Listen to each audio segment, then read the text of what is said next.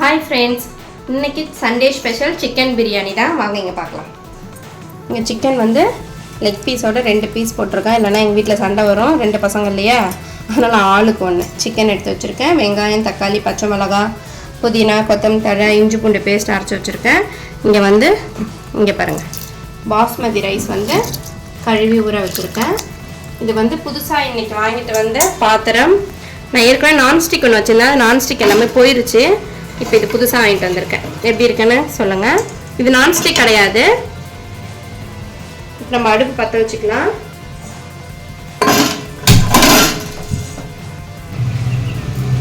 கடாய் காஞ்சிருச்சு. தேவையான அளவுக்கு எண்ணெய் விட்டுக்கலாம்.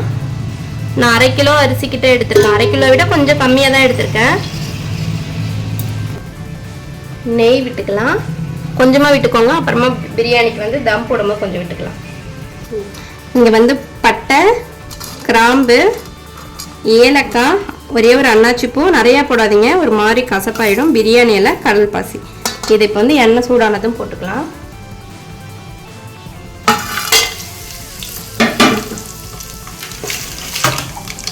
ஏலக்காய் வந்து ஒரு 4 கிட்ட எடுத்துருக்கேன்.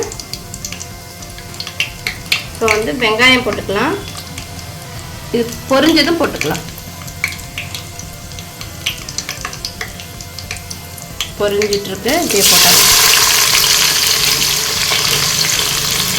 வெங்காயம் பாருங்கள், நான் வந்து கட் பண்ணலை, பஜ்ஜி செய்வோம்ல, அதால் நான் சீவிருக்கேன். சீக்கிரமாக வதங்கும் நமக்கு. இப்போ வந்து நம்ம வந்து கலந்து வதக்கி விட்டுடலாம்.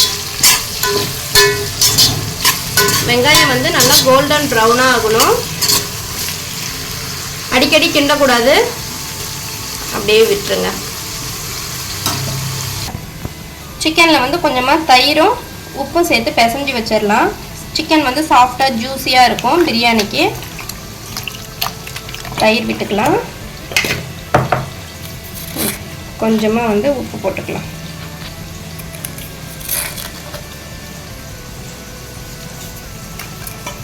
நம்ம கறிக்கு போடும்போது பார்த்து தான் போடணும். நான் ஒன்றுமே போடல, வெறும் தயிரும் கொஞ்சமாக உப்பு போட்டு பிசைஞ்சு வச்சுருக்கேன். வேணும்னா மஞ்சத்தூள் சேர்த்துக்கோங்க.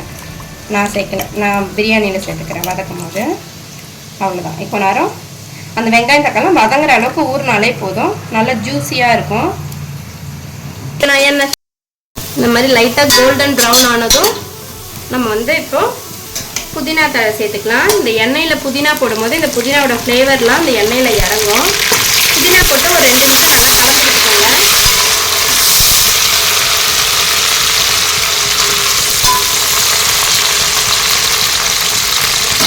அப்புறமா மல்லி தழை சேர்த்துக்கோங்க.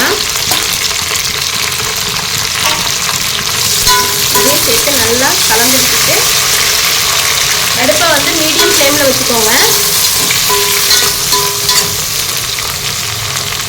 இப்போ வந்து நம்ம தேவையான அளவுக்கு இஞ்சி பூண்டு பேஸ்ட் போட்டுக்கலாம்.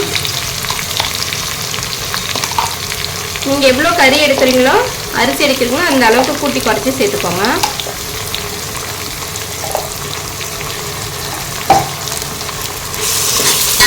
நான் ஒரு 5-6 ஸ்பூன் சேர்த்துருக்கேன்.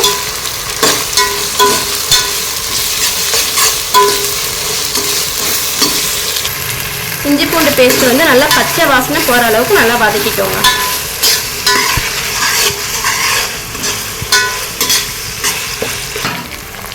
இப்போ இந்த ஸ்டேஜில் தக்காளி சேர்த்துக்கலாம். பச்சை வாசனைலாம் போயிடுச்சு. இப்போ தக்காளி, 2 பச்சை மிளகாய், இது கூட வந்து கொஞ்சமாக தயிர் விட்டுக்கலாம். நம்ம சிக்கனில் வந்து தயிர் விட்டு சிக்கனை கொஞ்ச நேரம் ஊற வச்சுருக்கோம், இருந்தாலும் இன்னும் கொஞ்சம் தயிர் விட்டுக்கலாம். அப்போ தான் வந்து சாஃப்டாக இருக்கும். தக்காளி எல்லாமே சீக்கிரம் வேகும். பிரியாணிக்கு தயிர் இல்லைன்னா நல்லாவே இருக்காது. இதையும் சேர்த்து நல்லா வதக்கிக்கோங்க. இதுக்கு வந்து நம்ம உப்பு சேர்த்துக்கலாம். பிரியாணிக்கு கொஞ்சம் சேர்த்து தான் சேர்த்துருக்கேன், பத்தலைன்னா நம்ம அப்புறமா சேர்த்துக்கலாம். இது கொஞ்ச நேரம் மூடி போடலாம்.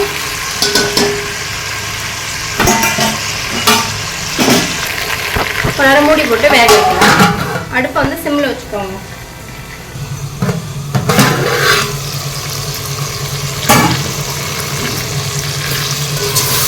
தக்காளி வந்து கொஞ்சம் வதங்கிட்டு இருக்கு. இந்த ஸ்டேஜில் மஞ்சத்தூள், கரம் மசாலா தூள், மிளகாத்தூள் இது சேர்த்துக்கலாம். இதையும் சேர்த்து நல்லா வதக்கிக்கோங்க. எண்ணெயிலேயே கொஞ்சம் தனி மிளகாத்தூள் போட்டிங்கன்னா கலர் இன்னும் கொஞ்சம் நல்லா இருக்கும்.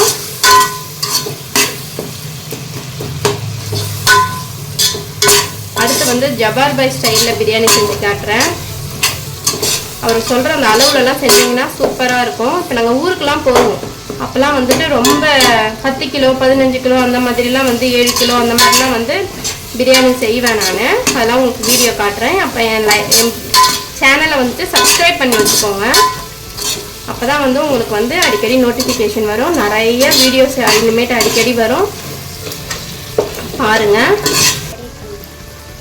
சிக்கன் வந்து சேர்த்துக்கலாம்.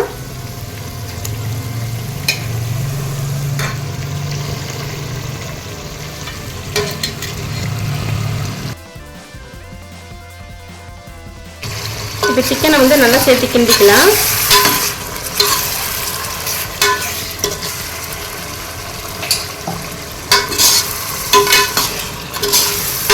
நல்லா கறி வந்து வதங்கணும்.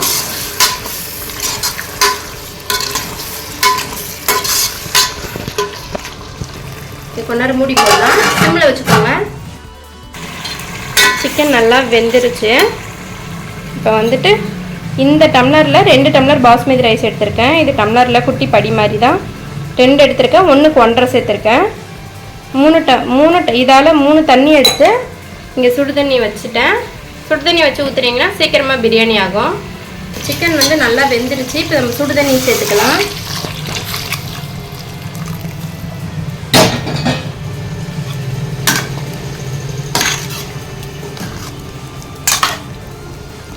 காரம் வேணும்னா இந்த ஸ்டேஜில் செக் பண்ணிக்கோங்க. இருவேன்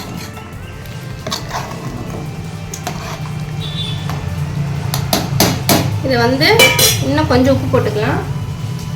அரிசி சேர்க்கறதுக்கு முன்னாடி ஒரு கல் வந்து உப்பு கொஞ்சம் தூக்கலாக இருந்தால் தான் அரிசி சேர்த்ததுக்கப்புறம் பேலன்ஸாக இருக்கும், கரெக்டாக இருக்கும். நான் வேணால் இன்னும் கொஞ்சமாக மிளகாத்தூள் சேர்த்துக்கிறேன். எனக்கு கொஞ்சம் காரம் கம்மியாக தான் இருக்குது. இந்த ஸ்டேஜில் வந்து கூட்டி குறைச்செல்லாம் செக் பண்ணி சேர்த்துக்கோங்க. அதுக்கப்புறம் அரிசி போட்டதுக்கப்புறம் சேர்க்க முடியாது.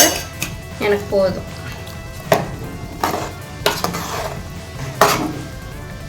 மூடி போட்டு வச்சிடலாம். நல்லா கொதிச்சுதான் அரிசி சேர்த்துக்கலாம். நல்லா கொதிக்குது.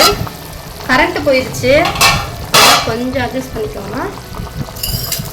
சண்டே கூட கரண்ட் நிறுத்துறாங்கப்பா. நல்லா கொதிக்குது. இந்த ஸ்டேஜில் வந்து அரிசி சேர்த்துக்கலாம்.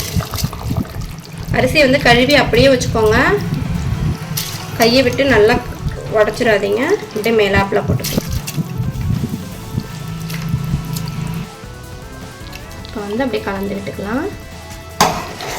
ரொம்ப வந்து கலக்கக்கூடாது. 1 நிமிஷம் மட்டும் ஹை ஃப்ளேமில் வச்சுட்டு அதுக்கப்புறம் மீடியம் ஃப்ளேமில் வச்சுக்கலாம். அப்போ தான் உதிரியாக அரிசி வரும். ஒரே 1 நிமிஷம் மட்டும் ஹை ஃப்ளேமுக்காக நான் மூடி போட்டிருக்கேன். அதுக்கு மேலே போடாதீங்க. அப்புறம் வந்து தண்ணியெல்லாம் சுண்டி அரிசியாக தான் இருக்கும். அரிசி வந்து சீக்கிரம் வேகாது. 1 நிமிஷம் ஆயிடுச்சு. திரும்பி வந்து கிளறி விட்டுக்கோங்க. இப்போ வந்து நார்மலாகவே வச்சுக்கோங்க.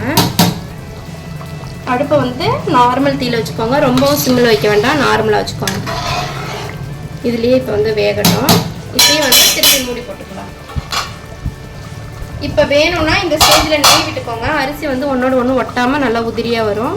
நான் விட்டுக்கிறேன். லெமன் ஜூஸ் கூட போட்டுக்கோங்க. நான் லெமன் ஜூஸ் போடலை, ஏன்னா தயிர் கொஞ்சம் வந்து அதிகமாகவே நான் சேர்த்துருக்கேன். அதனால் நான் லெமன் போடலை. நீங்கள் வேணால் லெமன் புழிஞ்சுக்கோங்க. ஒரு சின்னதாக ஒரு லெமன் புழிஞ்சுக்கோங்க.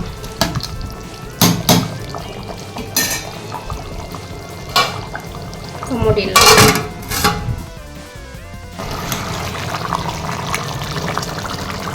தண்ணி இன்னும் கொஞ்சம் சுண்டணும். இங்கே பாருங்கள், நல்லா அரிசி பார்த்தீங்களா, நல்லா நீட்டமாக இருக்குது. இன்னும் கொஞ்சம் நேரம் இருக்கும்.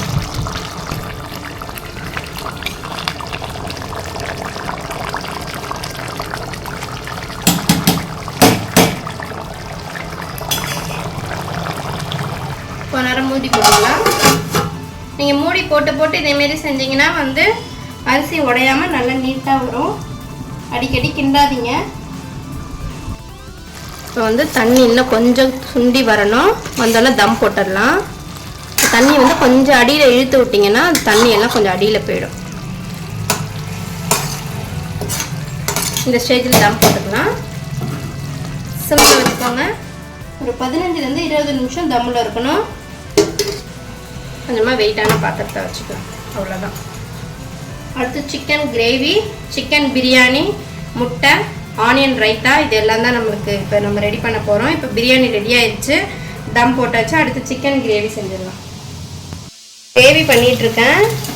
இது ஏற்கனவே வந்து நம்ம வீடியோவில் போட்டிருக்கோம். வேணும்னா சொல்லுங்கள், நான் லிங்க் கொடுக்குறேன். இன்னும் ஐ பட்டனில் வந்து லிங்க் கொடுக்குறேன், செக் பண்ணி பாருங்கள். இன்னும் எண்டு ஸ்க்ரீனில் கொடுக்குறேன். இதுக்கு வந்து மசாலாலாம் சேர்த்து செஞ்சால் செம்ம டேஸ்ட்டாக இருக்கும்.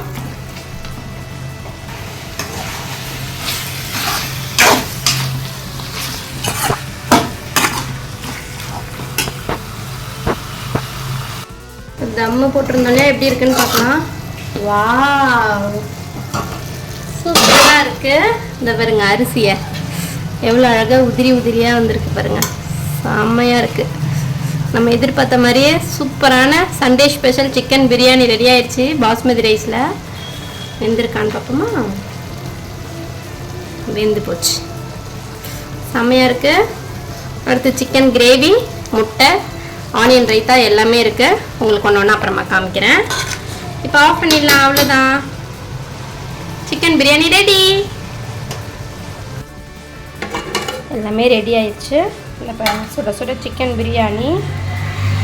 இங்கே வந்து வெங்காயமும் வெள்ளரிக்காயும் போட்டு ஆனியன் ரைத்தா, சிக்கன் கிரேவி.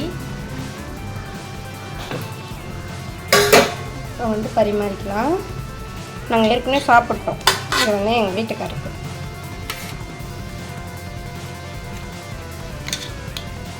நல்லா உதிரியாக இருக்குது.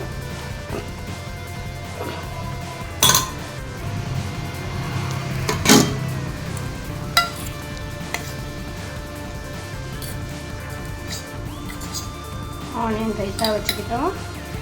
ஏற்கனவே முட்டை வச்சுருந்தேன், அதெல்லாம் காலி 2 தான் இருந்துச்சு, அதனால் பசங்களை கொடுத்துட்டேன். Chicken gravy. அவ்வளோதான் இந்த வீடியோ. இந்த வீடியோ உங்களுக்கு பிடிச்சிருந்தா லைக் பண்ணுங்கள், ஷேர் பண்ணுங்கள், கமெண்ட் பண்ணுங்கள், மறக்காமல் சப்ஸ்கிரைப் பண்ணுங்கள். தேங்க்ஸ் ஃபார் வாட்சிங்.